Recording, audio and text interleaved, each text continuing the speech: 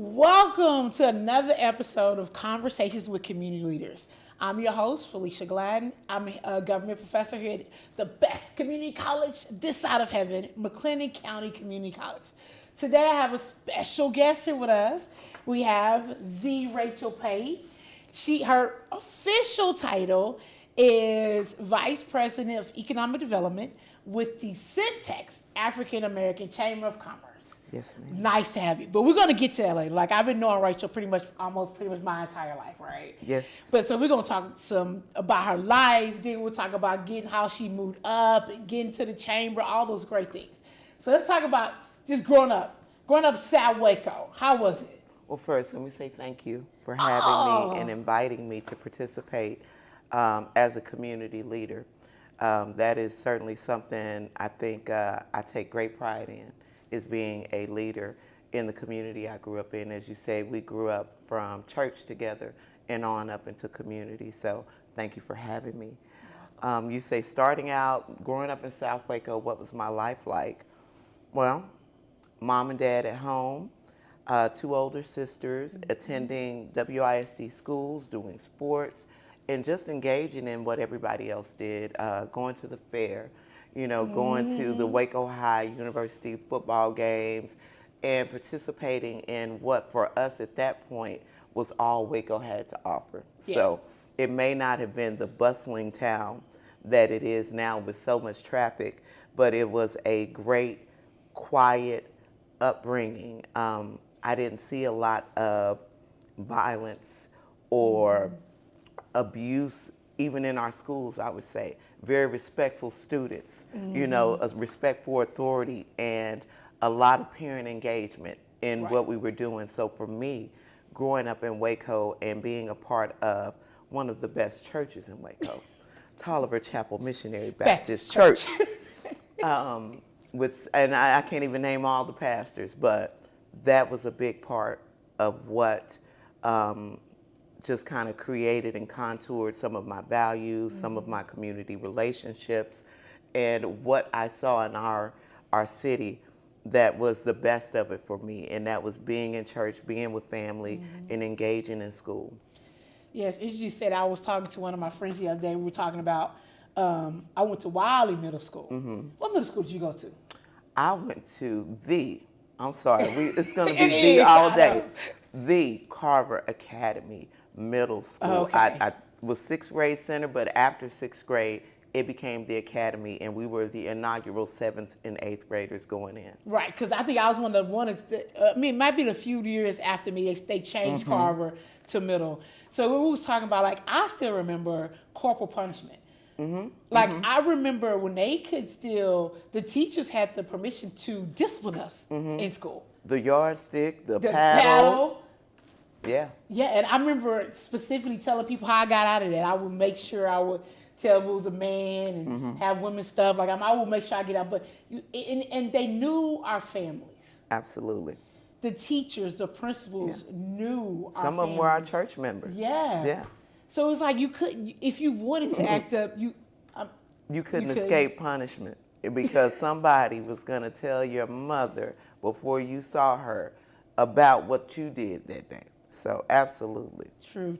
Now let's talk about your grandmother and like her influence on you. Man, my grandmother, and I have had two wonderful grandmothers. I had my dad's mom and my mom's mom, but I shared with you a lot of what I know about myself and where I take my role models and mentors that were always around was my mother's side. And my grandmother in particular, we are all descendants of enslaved Africans in this area. And I can remember my grandmother in a time where civil rights were not mainstream. It was Jim Crow, it was segregation. And I remember this from her telling me and my mom telling me that she had to be a tough and strong woman during those times, and not in the way that we look at ourselves now as maybe a single parent or a parent that goes to school and works, whatever that may be. She was a homemaker. She had 11 children, 5 boys, 6 girls, married, was such a Christian and had impeccable values, dignity, grace, and poise. I just looked at her as this model, not just a matriarch of our family. We called her Big Mama and called my grandfather Big Daddy, but as a model for how you should be as a woman of God, as a wife, as a mother, as a grandmother. She was sweet as could be, but stern. She could cook, made the best eggs, and she could make jelly. She worked in her yard. She was just so engaged in life in the way she handled it. She never looked like she was stressed, worried, angry, complaining. She never graduated high school. Right. Never had a driver's license. Was married when she was maybe 16 or 17 to my grandfather, who was 7 to 10 years older than she was. Yeah. And she grew up in a time where women were expected to be seen and not heard. And that's not who she was, but she knew also that that kind of biblical leadership from a woman and how you support your husband, how you don't undercut the necessity of going to church and having your family there. She set the tone. Yeah. And my aunties, uncles, us, we followed that even to the church. Yeah. She was at that church before us and probably family before. But for her to have been the grandmother that she was, the mother that she was, she really was stronger than I think she ever knew. Right. And she has left a lasting legacy and imprint on our entire family. Yeah, it's awesome. I know our maternal grandmother share a lot because my maternal grandmother, and I must disclose, Rachel's aunts and my mom and my uncles and aunts were Our whole family. The whole family were friends. So they went to Yeah. school together. They were friends. They hung out. And so my maternal grandmother had 15 children. 13 lived to adulthood. So we're talking about big families, no epidural. Yeah. And they gardened, they went to church, and they took care of us. They took care of all the grandkids. Like that was the house, and like everybody know, like that's the house you come to. So, and that's good that we could have that experience and how groundbreaking that is. Even now, like even though they were such great women, when women didn't have rights. Yeah. And like how they lived, and they still didn't. Their husbands still felt like men. Very true. Okay, we can't go into that. But you're right, and we don't want to see that gone from community. Right. So I'm glad she put it in me, so that I can pass it on. Yeah. Let's talk about your father and your mom. My mom and my dad. How did they meet? I don't even know how they met. Well, that's fair. They met on Paul Quinn College campus. My dad, who was not from Waco, who was from the Doney and Teague area, came to Paul Quinn for school. And my mom, a Waco native and East Waco native at that, was just in that area. And I think she may have been maybe walking home from the store or something, and he pulls up in this station wagon like, hey, pretty lady, can I give you a ride and, carry your bags? And she let him, give her a ride down the street to my grandmother's and take her groceries for her.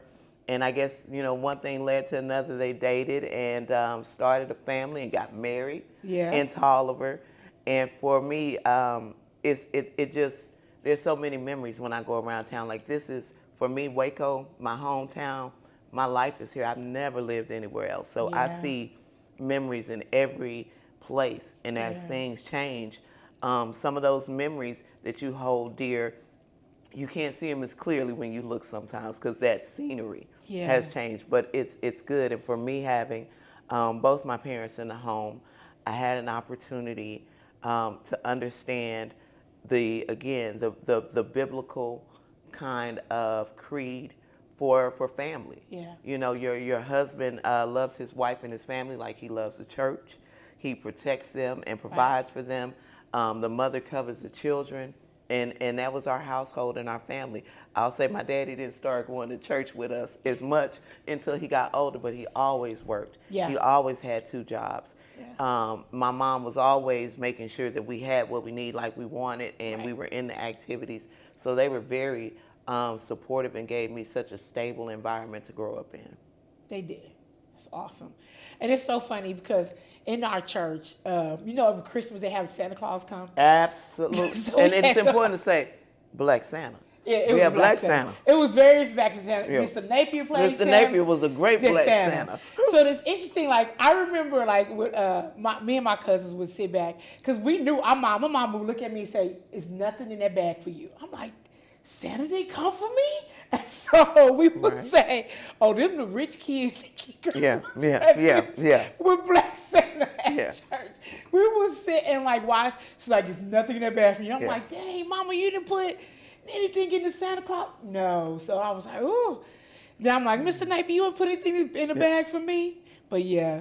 Well, but it was always a fruit basket. It's always a fruits and nuts. I was like, yeah, you get your fruits and your nuts. The bag was probably filled with crumpled up newspapers.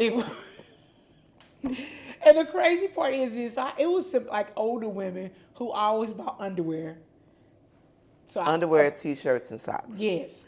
Big Mama did that too. And the underwear for the children, but the underwear was size 10 and 11. So not everybody. Yeah, not everybody. Not everybody could get that. I said, they just buy underwear. They just buy it in bulk, on sale. And put it in the Christmas. And if you were taught like I was taught, it's the thought that counts. You say right. thank you and keep moving. Thank you to Miss So-and-so for these tube socks and tight underwear. My mom like, we just give them away. She'll wear them. Or let's talk about your time in school. Like just the matriculating through Waco ISD. What does that look like? Because people have so many different ideas about our school system. What does it look like for you growing up? For me, in the time that I grew up in the 80s and in the 90s, I had very attentive teachers. Yeah. I can't speak for what they did for anybody else, but when it came to me, no matter what elementary school I was at, middle school or high school, I had teachers that took an interest in me. And I first noticed it in elementary school when I was in second grade. Okay. I had a teacher single me out for gifted and talented. What school was this? This was Alta Vista. Okay, Alta Vista. Alta Vista. And her name was Mrs. Marilyn McGee. Okay. And in her class, she started to recognize me as an A student. She even put me as the lead in our play, probably first kind of speaking part I ever had. I was Betsy Ross. Oh, wow. Yes, the wonderful pale-faced woman, and I say that in comparison to me, certainly not a woman of color historically, but she put me in because she knew that I could do that and that I could hold that role. I'm probably the tallest kid in the class. Yeah. I look like everybody's auntie anyway. Right. But what I didn't realize and what I didn't think about, she didn't make a big deal out of Betsy Ross being white. Right. We read about it, and she didn't make a big deal out of me being black playing her. But when I look back now and think about how Mrs. McGee looked at my talent and my ability to do something and didn't put limits on me and didn't allow me to put them on myself, she really pushed me and propelled me to start seeking that kind of attention and recognition for being great, because I saw that it opened doors. And I can remember she took me once in second grade to the Cooper House. I don't remember the event. It was some kind of networking, lots of adults. But for me to be a little girl and see the inside of a historic mansion in Waco that I probably passed by and never knew what it was, it felt like such an honor to go and to participate, and everybody wasn't there. And I don't know what it was about me and Mrs. McGee, but she really did. And after that, I went to South Waco Elementary, and I had a wonderful teacher named Mrs. Weeks, who spent extra time with me working on my multiplication. Okay. Because although I'm right-handed, I'm very left-brained, very creative, and very spontaneous. Okay. So to learn my times tables, as they used to call them, was a little bit of a struggle for me. But she let me stay after school with her. She asked permission from my mom, can Rachel stay so I can tutor her? And she took me home in the evenings. And another, not a woman of color. Right. And these women, again, are taking interest in me just because they can see I'm thirsty. Right. And I would imagine, again, that they were probably doing that with other kids, but I felt it and felt special. And so that followed me through elementary to Carver, to being a part of, things there. I did. I am a lion and a Trojan. And for anybody from Waco, they should know what that means, but I'll explain it. I went to Waco High and University. I graduated.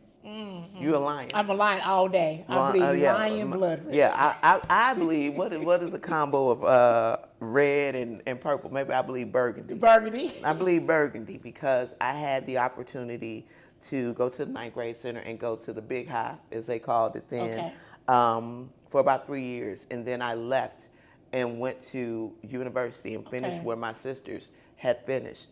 But I would say in a nutshell why that even happened and how my mom even allowed that to happen was because of Carver. I met kids that were plucked from so many places and not just South Waco, and I didn't want to leave them. So she allowed me to take up residence with another family member to be able to go to my school of choice. Oh, wow. So for me, that just diversity of knowing kids on both sides of town, all sides of understanding lion pride and always, you know, being a Trojan, I can relate to these adults in our community now that are parents and that are business leaders, that are business owners, and it gives me a real sense of connection to the people that I serve. Good. I do. I want to just talk a little bit about the public teacher aspect in public schools, because I feel like our public school teachers get bad raps all the time. And I can, like, just like you have yours, I have mine, Mildred Johnson. Who's, like, she changed my life. Like, I don't think I would be who I am without Mildred Johnson. She was such a good teacher that they allowed her to take her class from 4th grade and teach us again in 5th grade. Because we didn't want to leave her. Yeah, keep it going. And she didn't understand that she was dealing with, and she might have known, but I don't know, she was dealing with broken students. Because the year previously, before I went to Mildred's class, Miss Johnson, I can call her Mildred Johnson now, but but it's still Miss Johnson. Yes. I was called the N-word on campus. And I didn't know what that was, and it broke me. What school was this? It was Crestview, on the Blacktop. And I tell my little story, because this story actually helps me become a better person. So I had a friend who I played with every day, and we didn't use the N-word in my family. So I had no idea what it was. And so we were playing on the playground. She was passing out her birthday cards. And I said, I remember, vividly, I skipped to her and said, hey, but I can't remember her name. I think that's good that I can't. But, hey, I didn't get my birthday card. Where's my invitation to your birthday party? She turns to me and said, my parents says N-words aren't allowed at our house. And I went, well, who's this N-word? Like, I don't know what this is. So, and my mom, she remembers the story too. So I cried the whole day. Like, I couldn't stop crying because I didn't know what it was, but I knew it was bad. Offensive, because I wasn't allowed to go. You were excluded. I was excluded. Everybody else got cars, not in your cars. And I had Ms. Rowe. Ms. Rowe's my principal too. She was awesome. So I got home, I told my mom, and that's when my world changed. So now I had to get this whole history lesson of sometimes the ugliness of America. And like how I feel like that took away my innocence off that program. Yeah, it does. And so then Miss Mildred Johnson got us the next year, and it was different. Like, I saw myself differently. I'm like, oh, I am smart. Oh, I am this. I am that. Oh, I can do math. I can do these things. So when I say these things because we give public school teachers a bad rap, but there's some awesome public school that life changes. Yeah. Like we can name them. Yeah, coaches, teachers, administrators, counselors. Mildred Rowe's been around community forever, and I'll probably bring it on to my show. All right, let's get into it. Okay, so I know I gotta do Miss Rowe. You got to, but hold on, I want to circle back because you said something. I'm trying to get it because that was such a good story. But you talked about your innocence. And I tell you, because we have boys. Yes. In the world, for black men and black people, although we have progressed in certain areas, there are still things in conversations that we have to have at home. Otherwise, the world will push it on your child and put it in their face in a way like that or worse. And so one of the things I do with my son deliberately and intentionally, knowing where my grandmother came from and my mother came from in the history of our community, is I tell them what that word means now. Yeah. I tell them it's something that we don't use and say because it's disrespectful to us. And you don't want to say it to you. But what I really did and what I really showed him, I believe it is The Butler with Forrest Whitaker. Yes. I let him watch that with me. And when the scene came that he had escaped from the plantation and found his way to the town and broke into the store. Yes. And the man said, to him, basically, what can you do or whatever, trying to make sense of what's happening. And he used the N-word to describe himself. He did. He did. He said, I'm a good house N-word. Right. And the man, I think, hit him with a slap. Yeah. And fussed at him. And that's what I wanted my son to understand, is that for us, it may feel like we are so far removed from slavery that it should have no effect or these things don't matter.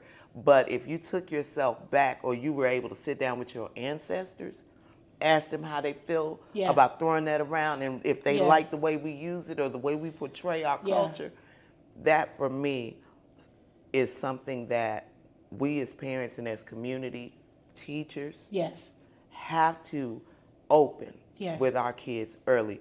I'm gonna say it here: critical race theory. Oh my God, you brought up. And I'm gonna say, and I'm gonna say that is a label. We can keep it real simple. History as it happened. Please tell the truth to our children, all of them, so that they can understand not only what to do and not to do for themselves that demeans or degrades one another, but also to see it around them and call it out and know and really be vocal in making sure that they challenge that and they don't let that slide. Yeah, because I notice even as I deal and I go to different public schools, just the racial slurs across the board. It's across the board. It makes my flesh crawl when I'm in a store. But you know it's interesting because when they know who to say it in front of. Yeah. Because when they slip and they say it in front of me, they change. They're like, I'm like, why would you say that? I'm like, why would you say that about yourself? Like, I'm talking about various racial groups. Yeah. Like, they just say these horrible racial slurs. I'm like, stop doing that. Yeah. Stop calling yourself that. Yeah. Stop calling your friend. And even the B word, the H. Yeah. Stop it. Yeah. Because then, though you say it, though you become, like, you are not that thing. Yeah. You are not that. There is power in words. And I'm going to give you that. And it's funny, like, you go back to the Butler. I'm going to put one little thing about the Butler. Yes. It's a scene in the Butler where King is sitting on the bed and they're talking about butlers and people serve. He's like, no, don't ever think, and the garbage man, don't ever think that these people are beneath you. Yeah. Because these people are show that we're good workers. We come work on time. Nobody's ever beneath you. If they serve in good, you be the best garbage man you can be. Yeah. Like that scene is awesome. Yeah. Like, but that's good. But as we go, you guys, me and Rachel can get into some stuff. We're going to have to keep moving because I do want to tell a story about just becoming a young mother. Like, how did that start? Like, so you came to McLennan Community College because I want to get that story out there. You want me to give you that first? Yeah, I want to give you the McLennan. That was before the motherhood. This is to the MCC story. Because I think a lot of people have this MCC story, and I want our community to understand that you have this story, and we can. What can we do to better? Yeah. Okay, that's right. Yeah. Okay, so as studious as I was and as gifted and talented as I was, I did not graduate knowing what I wanted to do. And I think you and I talked about that. Where would I critique my school experience in WISD? In that the programming that is available now, the dual college and the counselors and the pathways that kind of turn you on to not only college, but career, trade. Right. I felt that was lacking when I graduated. And I told my mother, I won't even say what year it wasn't that long ago, but I told her before graduating, I wasn't certain that I wanted to go to college right then. Okay. I said, I think I want to travel, Mom. You know, my sister's military wife. I can go ride on their coattails and see things and just experience. And again, here's that generational difference. Yeah. Their mindset, our parents and grandparents, rightfully so, which I have learned in talking to my elders, believed and were adamant that education was the only way, not only out of poverty, but into success. Yes. You might not have been poor, but you won't get to success. And there it is right there. Yep. You won't get to success without an education. And so I took that to heart because you do what mama say, especially when you're under mama's roof. So I came to MCC and I didn't feel that I knew what I wanted to do. I was an undecided person. Then I was like, oh, I like my psychology and my sociology. And I told you about one of my favorite professors, Yes. Professor Orlando Bama. My history in government. If I had known about this career field, being in community kind of oriented civic engagement, I would have taken even greater interest then in understanding history and government. Yeah. But I didn't know. But I can tell you, I found it interesting and stimulating. So thank you, Professor Bama, wherever you are. But also Jim McCohen. Yeah. English professor. I told you I had a paper. We were writing papers, of course, all the time. But maybe one of my first papers I written for him, we was like, describe nature. And so I talked about Miss Nellie's pretty place, Waco landmark. Yes. And I talked about the waves on the pond, the little reflecting pond, rippling like a monarch's wings. And when I got my paper back from him, I don't even think I passed. If I did, I barely. But he questioned that. He was like a monarch's wings, like a king taking off the flight. And I looked at it, and I might not have taken as much stock into the critique then, but what I come to understand now is that he was pushing me to give more. Yeah. That it was a very lazy kind of way to describe. And so when I had an opportunity to do another paper for him, I did one called I Was a Teenage Crash Test Dummy. And I chronicled one evening where my mom was like, you can go out, but you got to be home at this time. And so here I go from my house at whatever time it was to a friend's, to the clubs, back, all this stuff. And I'm speeding and racing when I'm driving because I want to stay to the last minute. And as I'm coming home, I T-boned somebody. And I'm going to say it on the record. It wasn't my fault. Because they didn't put on a signal. But if you would have slowed down, if I would have slowed down, you would have known. I would have known. Yeah. I know that now. I can take responsibility. But they didn't put a signal on before they turned in front of me. That aside, it did make a difference for me when I thought about punctuality, but also purpose. And it's something I tell my son right now. If you got to take a little bit longer or something happens that you can't walk right out the door like you thought, God might be keeping you from danger or hurt or harm or something. So I wrote about that story and told him all of that and how I looked at it now. And when he got ready to hand out the papers, he said, there's one I want to read. And he said, I was a teenage crash test dummy. I say, what? Me? But I'll tell you, more than what I did on any other work, that one came from life experience and writing out of this is what I know.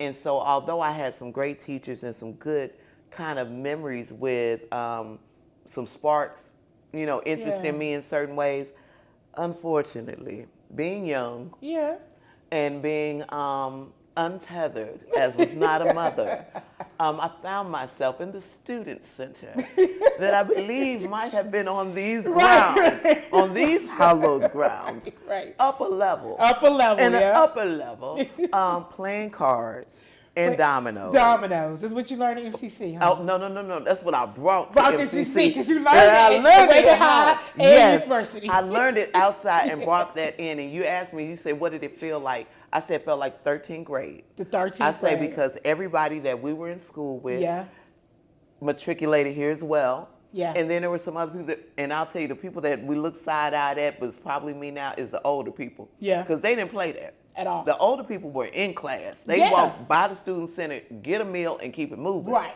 We, the young ones, 18, 19, sitting in there having a gay old time, I would say. Just missing class that you didn't pay for. Yeah, getting W after W after W in these classes. And finally, I found a job that I felt like was paying me a living wage for an adult. Yeah. And I left for that job, and I told my mom, I don't know what I'm doing here. Right. And she felt like I was wasting her money at that point anyway, so she acquiesced, like, go do something productive. Like, I see me forcing you is not going to do it.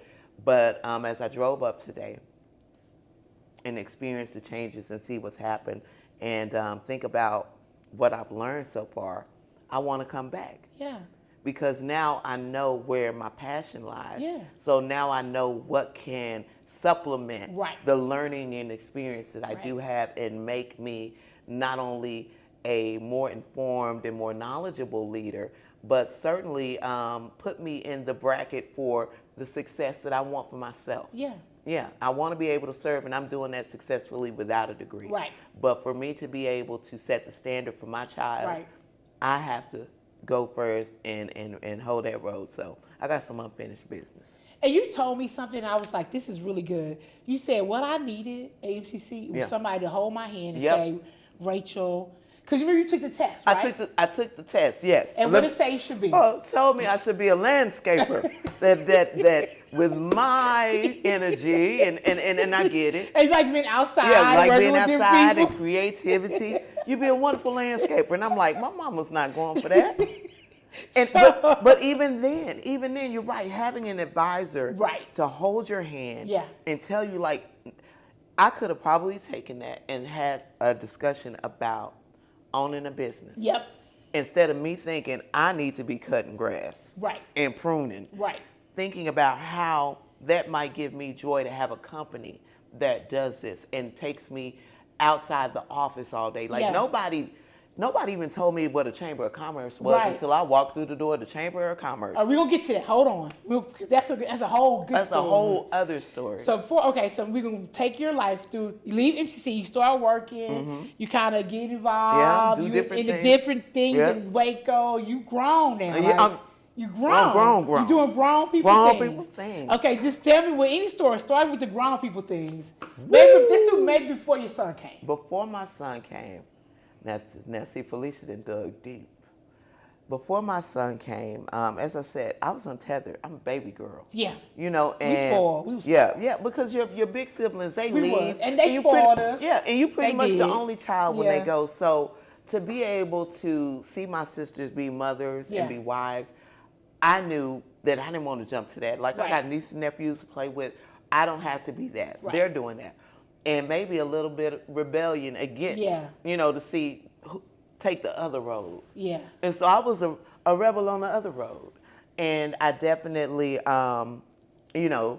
dated and traveled and had fun and I partied and don't regret, any of that.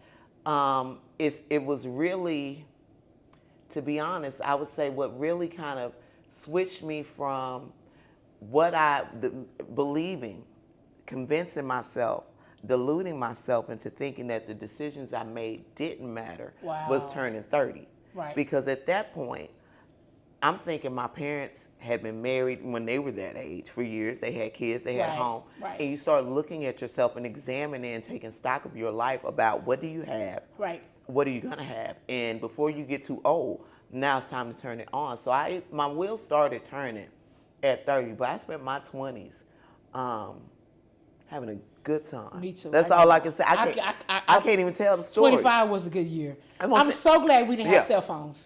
I am so glad. There was no social media. No cell phones. The most we had was Black Planet, maybe MySpace, and nobody even really could take pictures in, really. Like, you couldn't just put a whole bunch on there, but that's what I say. I have no regrets because I know what it felt like to be selfish for myself. Yeah. I don't think it was a waste of time because I picked up skills and I developed different talents, but I also did not have stability. Right. I was a feather in the wind. I understand it. I know. I was one of the last group. People might be want to do a little research, but to do Freaknik, we gonna get Are you on the documentary? I'm not. I'm scared to watch the documentary. You might be on the documentary. I'm scared to watch it. Literally, I haven't watched it. None of my friends. And the crazy part is, none of my friends have. None of us have watched it. We scared. I'm like, oh, they ain't got me on that documentary because people was taking. I don't know. People was. It didn't matter because it was never gonna come back on you, was it? Right. But it did. I'm like, who would think about 20 years later you're going to create, 20-some odd years later y'all going to create this. But anyway, so I would say that's what I did in my 20s. And I would say if there was a documentary around following me, I probably feel the same way. Like, I don't want to see the tape. I don't want to see the tape.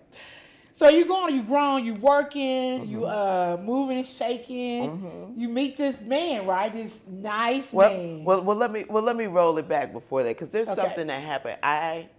I had my son at 33. 33, okay. So, and I got pregnant just before my 33rd birthday. So Okay. from about 30 to 32, I experienced some depression. Okay. And depression is something that I was familiar with but didn't know what it was. Right. I had felt these Yeah. certain times of downness but never sought any help. And I Right. had a really dark place of, you know, kind of self-loathing. Yeah. Because again, what do I have to show Right. for everything, and how am I going to get it now at this point? So there was a point where I started to kind of want a little bit before, because I realized I needed to come out of that dark place. And so I started working out, and I got in real good shape and got fine. Okay. And then I met this nice man. Okay. That's how that is important, because I was building myself up, thinking that now I need to get better. I need to be Yeah, doing something. that's good. And part of that was, you know, a physical transformation. So as I'm out and about looking cute, feel like I'm getting my second wind in life, I meet this nice man. Right. And without really knowing or planning for what could come, Yeah. you know, I got pregnant. Yeah. And it sounds funny because I slapped myself Right. when I found out that I was like, this can't be. The devil's a lie. Right. I've never been pregnant, probably Right. didn't think I could, but it happened. And for me, I had been so far removed from church. Yeah. You know, that was part of what I did in my 20s. I stopped going to church because my mama didn't make me. Right. I had become an atheist at some point in that time in my 20s, and broke my mama's heart, who is, you know, a minister now, but always was a Sunday school teacher. Everything. Those things. BTU, Bible school, all of those everything. things. And then I kind of came around to a point, and I was still at that point of being agnostic. Okay. And thinking there's some greater power, but I just can't say it's what y'all told me it was when I was sitting down in church with y'all. It might Right. not be that. It might be something Right. else. So, you know, but still very curious, very open to trying to do things. But I meet this very nice man, become pregnant, and think, first off, this is not what I planned. I thought I was going to be married. Thought I was Right. going to have family. This Right. is brand new. And very scared and dependent upon what this person's going to do and how it's going to affect what I can do and what my Right. child can do. Long story short with that, the relationship didn't last. Yeah. Before I even gave birth, the relationship had fizzled out. Yeah. That caused me to be depressed. And even after having my son, I had some Yeah. postpartum depression. But one thing that happened to me, my testimony, is I'm riding around realizing I don't have a boyfriend no more, Right. which means I don't have a husband. Like Right, all of these, right. but it compounded like there's Right. no road to that right now. And feeling just so lost inside and scared and afraid. And I started to pray to God, driving in the car. And I'm crying, and I said, Lord, I can't do this. My mama can't do it for me. You know, I don't know how to be the person I need to be, but I know that I don't want to be a bum. Right. I want to be a great mother. And so I prayed to him to, number one, hear my cry, forgive me for ever denying you, turning my back on you, because I need you now. And I give my life and the life of my unborn child to you. Right. If you help us and you show us and you guide us, I will follow you and I will do what you say. And from the moment that I chose my son's name, Roman, my favorite scripture is Romans 8:31. If God be for us, who can stand against us? I blessed him with that when we left out of the hospital, and God has been blessing us ever since. That little boy opened my heart. Yeah. And there was no room to be selfish. Right. There was no room to not do well, to not meet expectations. There was no room to not grow up. Yes. He made me grow up. And once I realized how much I was his everything, you know, I might have had my mom, my village, and even God backing me up, but he's going to look at me every day. Yeah. I knew I had to be the best person that I could for him and for myself. And that, again, there's a ripple effect and the butterfly effect that's happened that led me to here. But it was the birth of my son, me giving my life back to God, and us moving forward knowing that God got us if nobody else do. Yeah. It's interesting. I'm thinking about your big mama. Do you think the strength of your big mama Man, just push you I through know. because Yeah. you tell your story Yeah. and like you trying to get out of this Yeah. depression, you Yeah. trying to get your life, Yeah. and you get knocked back down Yeah. again. But like those little Yeah. lessons she taught you, Yeah. your aunts, and Yeah. pick yourself Yeah. back up. Come on, Pick get back yourself up back up. again. And you know, I think one of the things my grandma probably said, my mom says, there's always someone that has it worse than you. Yeah. And I wouldn't look at my big mom and say she had it worse. Right. But I would have thought she had so much more on her Right. plate. So who am I to sit here with one child? Right. And not only just that, but opportunity, Yes. education, rights, Yes. access, all of these things, and not be the woman that she raised me to be. Okay. So, right. yeah. You got Like, that I have spirit. no Right. excuses. Right. It's in you. Yeah.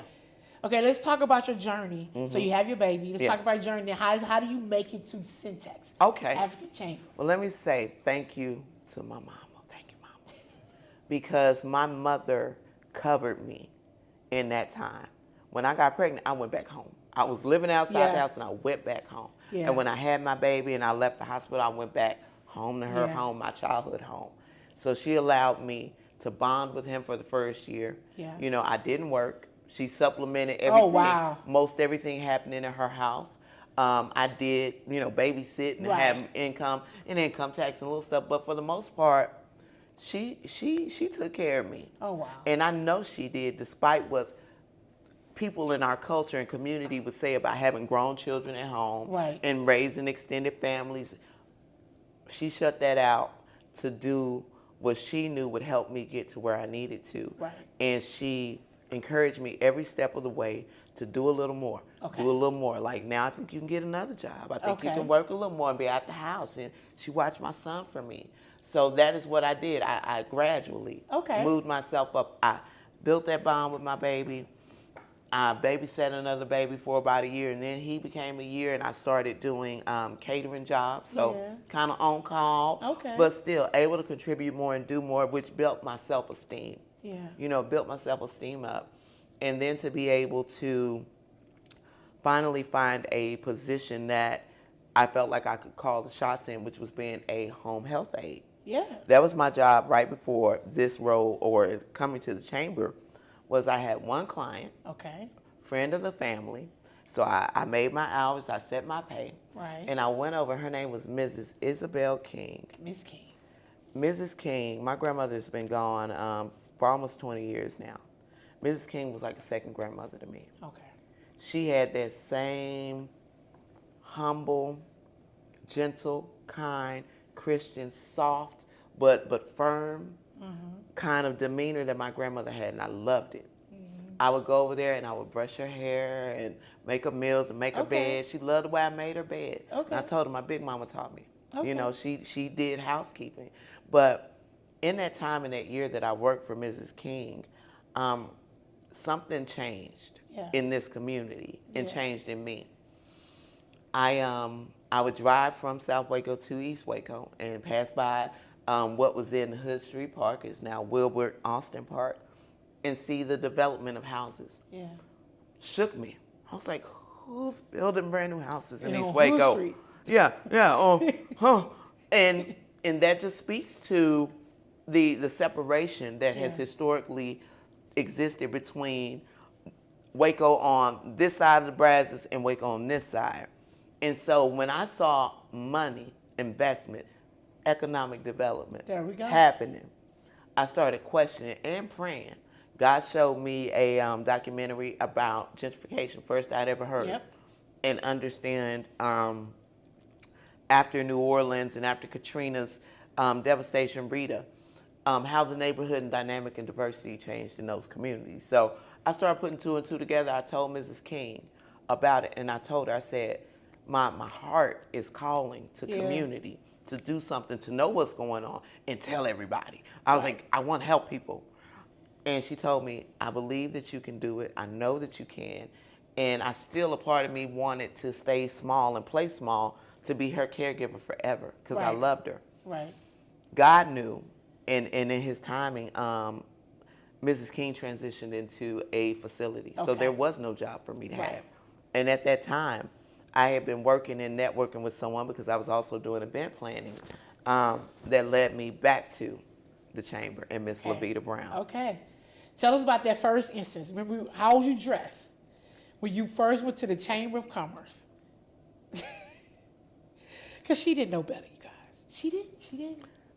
And it's okay because, and Tell it. 'Cause and this is like the even truth. with my students, and I'm like, you can't come to class any kind of way. You have to come to class like the position, the job, the business you want to own. Yeah. So I try to push that. So I don't allow them to wear pajama pants. I don't allow them to wear house shoes. I don't allow them to wear headbandits.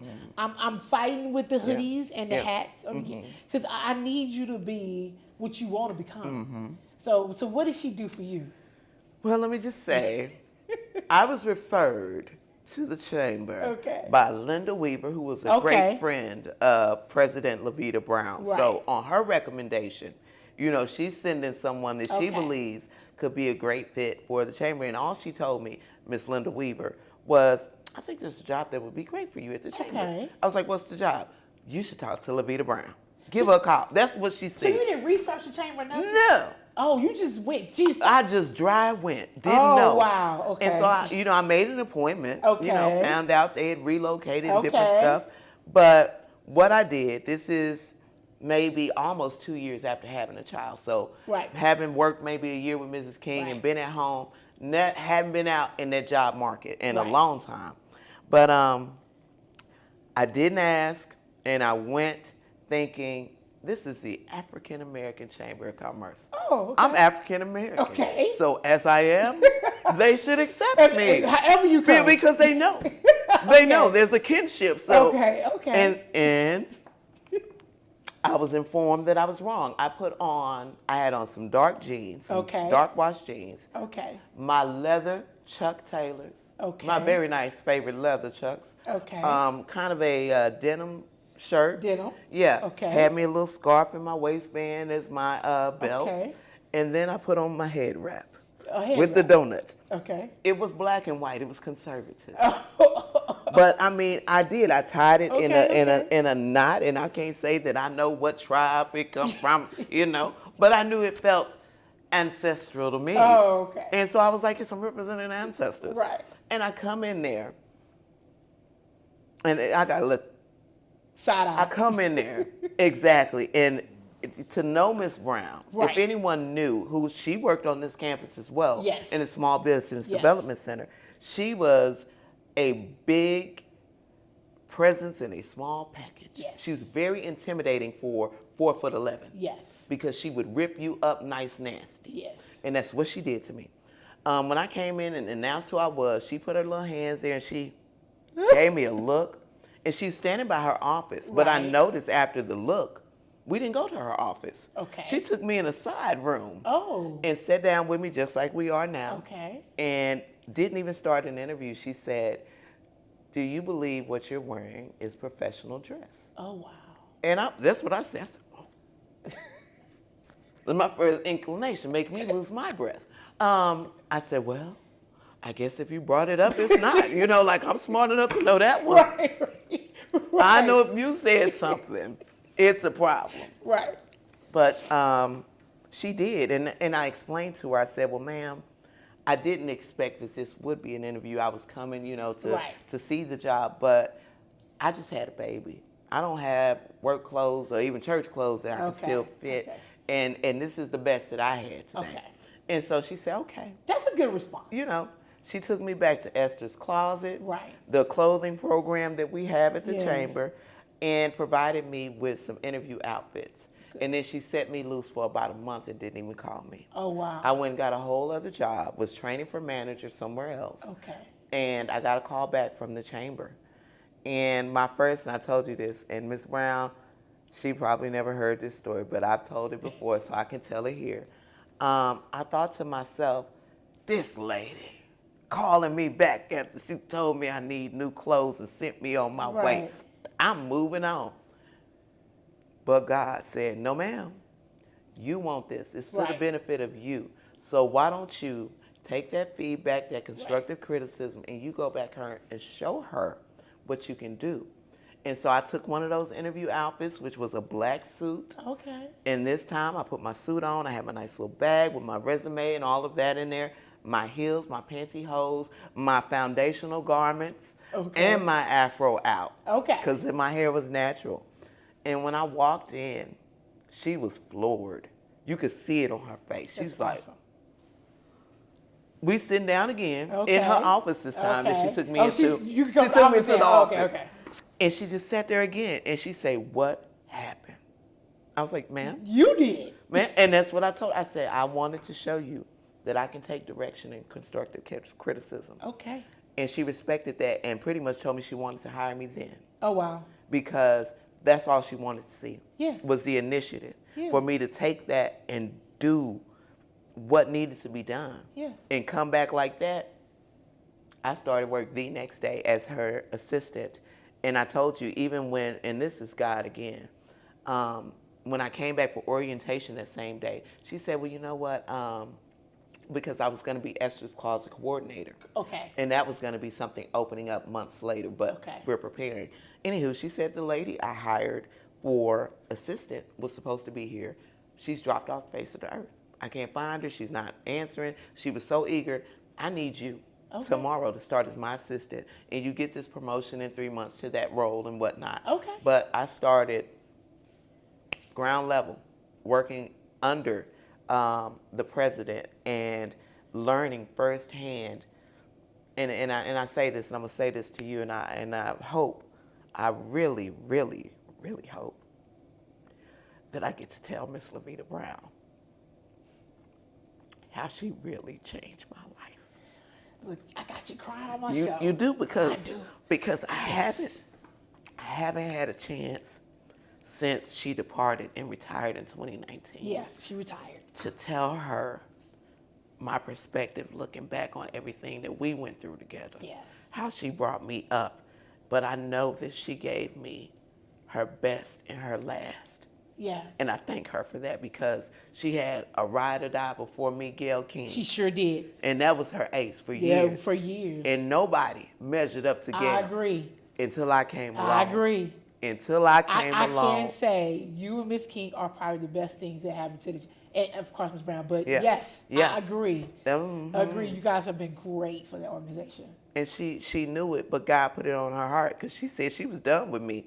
And God told her to call me back for an interview. So you was the last person she trained in. That's why I say I'm the last person that she gave all of that historic knowledge. We talking about decades. Her foundation of time management, of how to, just organize and be and carry all of these things. And what you see now and who you see now in my role at the chamber is a combination of what I came with.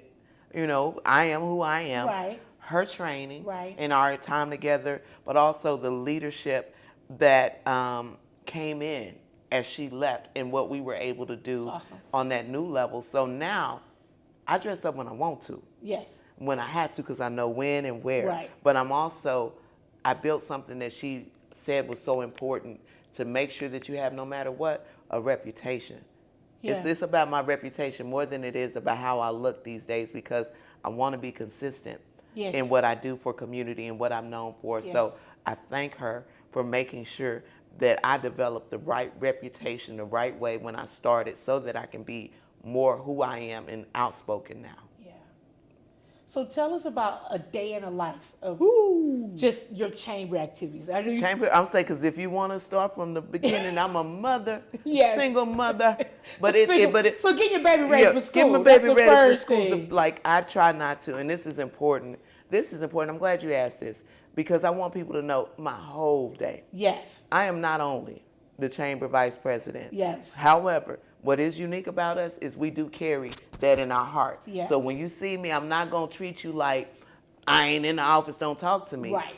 But I do have a life that takes as much dedication, if not more, than making sure that I'm handling community business. But yeah, after I get my baby out the way and off to school, I then began looking at community stuff on Facebook. I started sharing organizational posts or information here just so people can know and rely that there's a place they can look at or a friend who has a couple of things. And I would like to thank you because, in all honesty, Rachel Page. Like if I want to find out what's happening in Waco, I just go to your Facebook. Yeah. I'm gonna go to Facebook to see what Rachel's talking about. Let's see what's happening this Yeah. week. And yeah, like I can go act locally Waco as well. But and that's what I'm saying. And it's just about being a good ambassador, not only for our organization but for the positivity. Yes. Because if you are from Waco and you still here, you come back, you know the change in the shift. Oh yeah. And you know that it is a very fragile balance that we have of power. Yes. And say and influence. And if we do not continue to build and strengthen it, we will lose it and our voice with it. So I'm a firm believer that people who are informed can be better engaged in community. Gotcha. So I do that just on the ripping when I can. But when I get to my office, I get to be a landscaper. Okay. A community landscaper. So it did come in. You are a community landscaper because I get to move in and out of the office, talking with high-level community leaders from our mayor and council people and commissioner and city manager, all of these people in one setting, and then perhaps go speak with a small business owner about what the chamber can do or what programming is here, what opportunity is available. A big part of my role, especially now in the season that we are in, is strategic planning for our organization. Yes. Being able to put in writing and in practice the work and mission building things that will happen for us moving forward. And some of that right now is manifesting in our relocation and renovation of space. But a typical day, you can find me doing marketing flyers for the chamber, planning an event, going to an event, being on a podcast. Yes. I've hosted our chamber TV show. Yes. I get to speak to the media, but it's that variety and that moving and shaking that it never gets boring for me. It's a very busy life if you embrace it that way. And that's something Ms. Brown taught me. You pick and choose. You can't be at everything.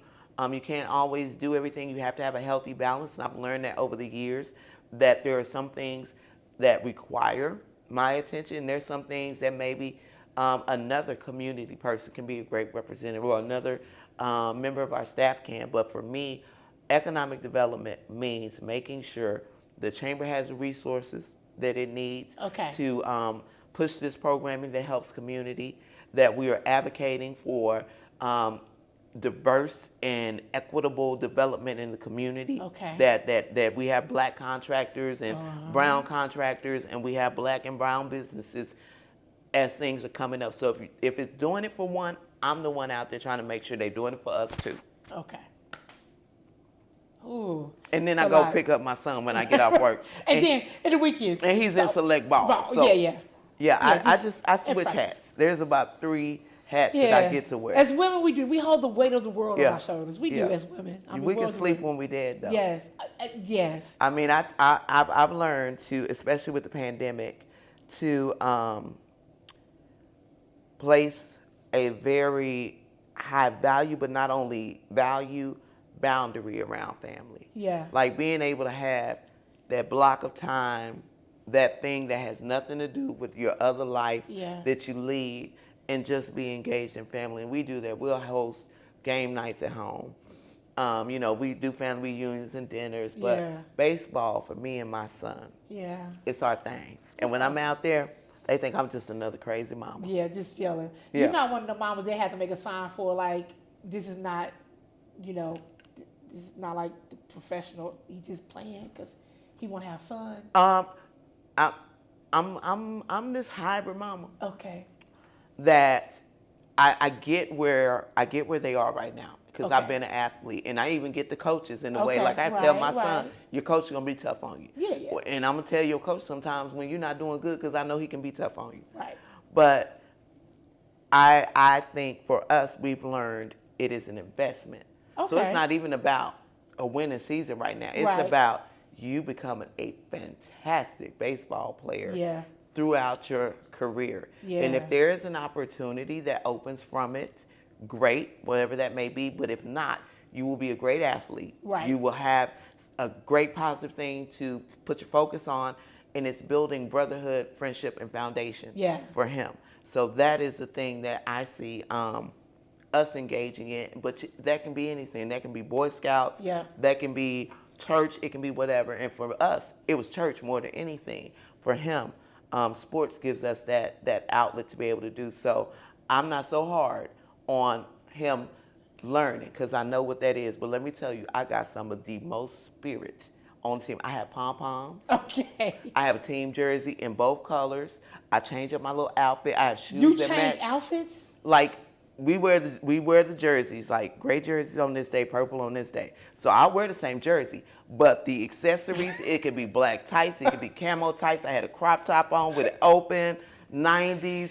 Like I'm bringing swag and spirit, but they love it. They love it, and I yell louder than anybody's mama about everything. You can. My son plays golf, so you can't. And so me, I'm the loudest one. I don't do that. Like I noticed when he's a really good shot, it's long, but he going almost 300 yards. I'm like, oh, that's money. Yeah. That's money. And everybody's quiet on golf, so they're looking like, who? I'm like, oh. My husband's like, can you just go? Can you go to the club? But I'm like, money, and the coaches is dying. And they love me because like I'm a little spirit on the golf course. You bring hype to the golf, yeah.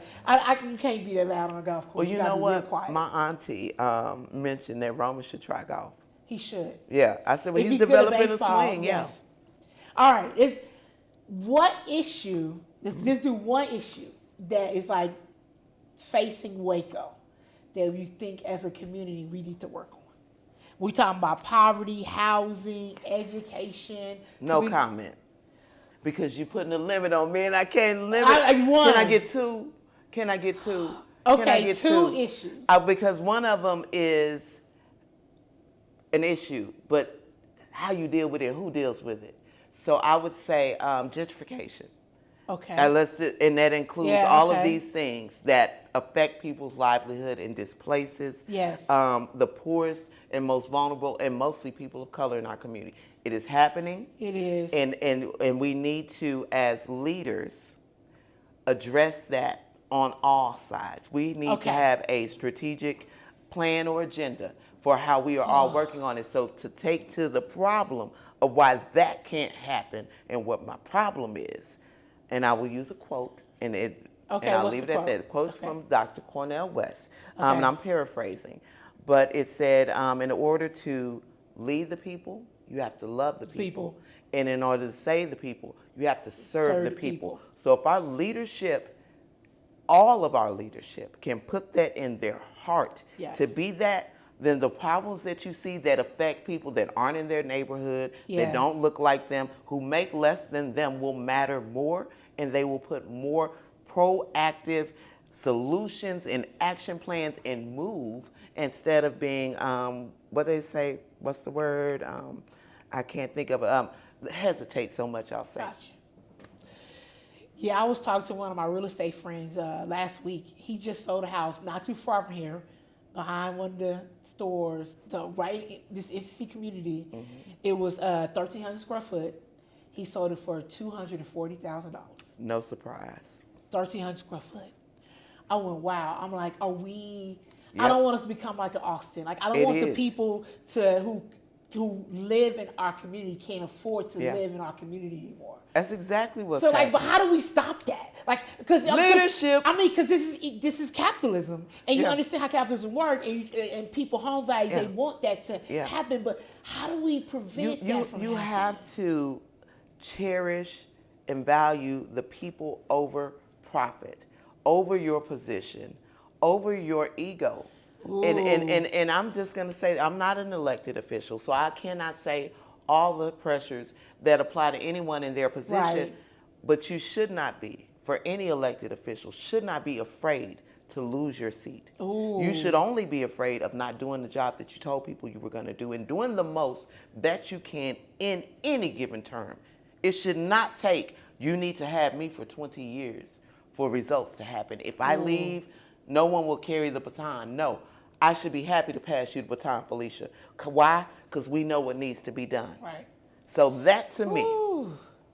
Rachel, I don't know. You talking Take deep. a sip on that. Okay, we wrapping it up. That's a big one. That's a You big invited one. me. That's a big one. That to me is what I get to say because Yes. I'm not an elected official. Right. I get to say that. Right. But it does. I know and have been privileged to see how people can and have moved what they wanted to move. Got you. So Okay. it can be done. Okay. All right, we'll go to more introspective things about you. What's your favorite book? The Bible. The Bible. Basic instructions before leaving Earth. Why? Because it's the greatest book I never even finished. Oh, okay. But I think what it does beyond just being a great book, centers you when you go to Scripture and you take your cares to the Lord. Yeah, I remember when I went to college, like my second year of college, I had this Bible class. That was one of the hardest classes. Mm-hmm. But he stumped on the Bible. But that's his point was like he wanted to look at the Bible as a literary text, and I just saw it differently. Mm-hmm. I'm like, oh. And like putting things in context, putting a story behind it, and like how these chapters came about. But yeah, that's an interesting book. Who inspires you? Oh man, without a doubt, the matriarchs, my mom, my sisters, my aunties, my grandmother. But if I had to honestly say, my why and why I get up and I go like I do, that's my son. All day. All day. His future's so bright. It excites me to know that when I hit my ceiling, that's going to be his floor. Yeah, that's awesome. That's awesome. What would you tell your younger self? Oh, don't go with that man. No, you got to. I got to because it brought me here. The baby, right? It brought me here, and I guess that would be what I would have to tell myself. Everything is going to turn out all right. Yeah. Because I learned, and am still learning, that it's a marathon. Yeah. You know, and your rate for success and your rate for completion and growth is not the same as everybody else. I didn't think I was a late bloomer because I was very mature looking. Right. But it took some life for me to really understand that I just got to pace myself. Yeah. Pace yourself, babe. Pace yourself. That's why I tell her, pace yourself, Rachel. Yeah.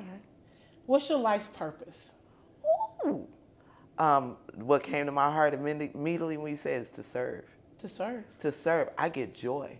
I get real joy out of helping people that need it.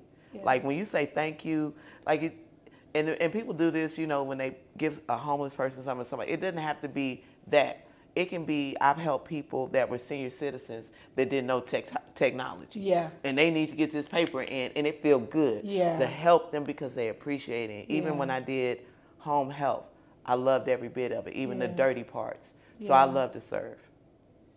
Is there any lasting comments you have for our audience that you want to say? Yes, it is. Can I look at them? Sure. Waco could be the blueprint for what community and togetherness and unity and growth could be. Why? Because we can see it. Yeah. Some towns don't have the opportunity to know their growth potential and to plan. You know, we do. Yeah. And if we sit back and honestly say, let's pace ourselves and quit trying to do everything, put the cart before the horse, and I need this commitment, this money, let's build this. If we just fall back and say, what would be the best to serve people in this neighborhood, that neighborhood, or the school, or this, and everybody worked on the plan in one accord, we could be a model city for how you really responsibly redevelop inclusively and equitably. Oh. Inclusivity and equity. Diversity comes with all that when you do that. Yeah. That's awesome. All right, well, thank you for coming. You've been awesome. I'm going to give you a whole, yes. I want to thank all my tech people. Yes. Connor, Edgar, Bunty, and my quiet producer, Paula Unger. Thank you guys for everything. See you next time.